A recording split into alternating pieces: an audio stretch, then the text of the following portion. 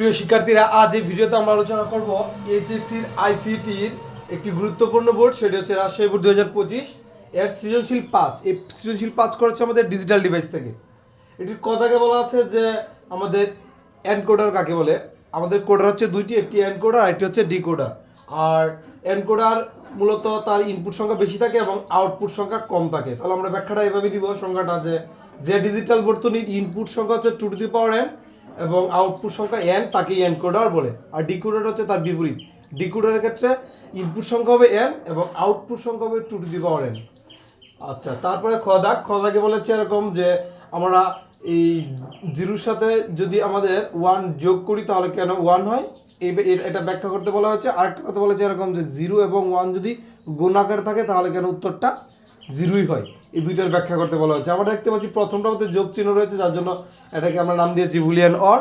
আর দ্বিতীয়টাতে into চিহ্ন মানে গুণ চিহ্ন, তাহলে আমরা দ্বিতীয়টার নাম দিয়েছি যে বুলিয়ান এন্ড।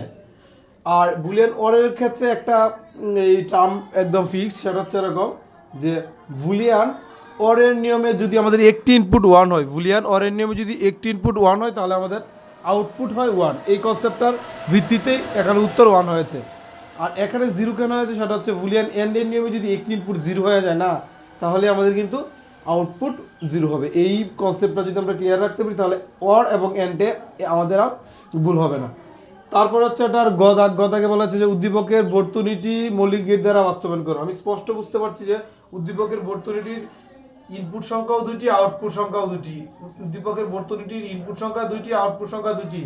ইনপুট সংখ্যা দুইটি, আউটপুট সংখ্যা দুইটি হলে সেটা হচ্ছে হাফ অ্যাডার। আর যদি ইনপুট সংখ্যা 3টি হতো তাহলে একটা ফুল অ্যাডার ভাবতাম। তাহলে এখন আমরা বলতে পারি এটা হচ্ছে আমাদের হাফ অ্যাডার। তাহলে হাফ অ্যাডারের নামকরণটা অবশ্যই করতে হবে। লিখলাম যে উদ্দীপকের বর্তনীটি হচ্ছে হাফ অ্যাডার। আর হাফ অ্যাডার সংখ্যা হচ্ছে দুইটি, একটা হচ্ছে আমাদের এস আর একটা হচ্ছে সিও। একটা হচ্ছে এস আর একটা হচ্ছে CO.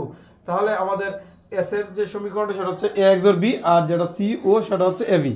R A X or B এর ভাঙা রূপটা এখানে লিখতে হবে যে A bar B plus AB bar, আর দ্বিতীয়টা শুধু এবি। এখন কথা হচ্ছে এটাকে মৌলিক গেট দ্বারা আমাদের বাস্তবায়ন করে দিতে হবে। আমরা জানি মৌলিক গেট হচ্ছে আমাদের তিনটি, একটা হচ্ছে অর, আর একটা হচ্ছে এন্ড এবং সর্বশেষটি হচ্ছে নট। এই তিনটি গেটের সমন্বয়ে আমাদের এটা অঙ্কন করে দিতে হবে। তাহলে এই এক্স অর বি এর ভাঙা রূপটা ব্যবহার করতে হবে। তাহলে প্রথমেই আমাদের দেখতে হবে ইনপুট সংখ্যা কয়টি, দুইটি। দেখতে পাচ্ছি পুরোটার মধ্যে যে এ এবং বি, যার জন্য এ এবং বি আমার লাইন টানলাম। প্রথমে আমরা নিব এ বার থেকে, এই যে এ বার, তারপর হচ্ছে বি নিলাম বি, তাদের সম্পর্ক হচ্ছে গুণের, এই জায়গায় সম্পর্ক গুণের, যার জন্য আমরা একটা এন গেট অঙ্কন করে দিলাম। তাহলে এই পার্টটা আমাদের ডান। এখন এই পার্টটা এ নিলাম এ এবং তারপর নিলাম বি বার, তাদের সম্পর্ক গুণ, একটা এন গেট অঙ্কন করলাম। এখন কথা হচ্ছে এই পার্ট আর এই পার্টের সম্পর্ক হচ্ছে যোগের, যার জন্য আমাদের একটা অর গেট অঙ্কন করতে হবে। তাহলে আমরা পেয়ে গেলাম এস। এখন শুধু বাকি রইল আমাদের সি হচ্ছে এ বি, যার জন্য এ এবং ভি নিলাম, তাদের সম্পর্ক হচ্ছে এখানে এন গেট। আমি জাস্ট একটা এন গেট অঙ্কন করে দিলাম, আমার সিও শেষ।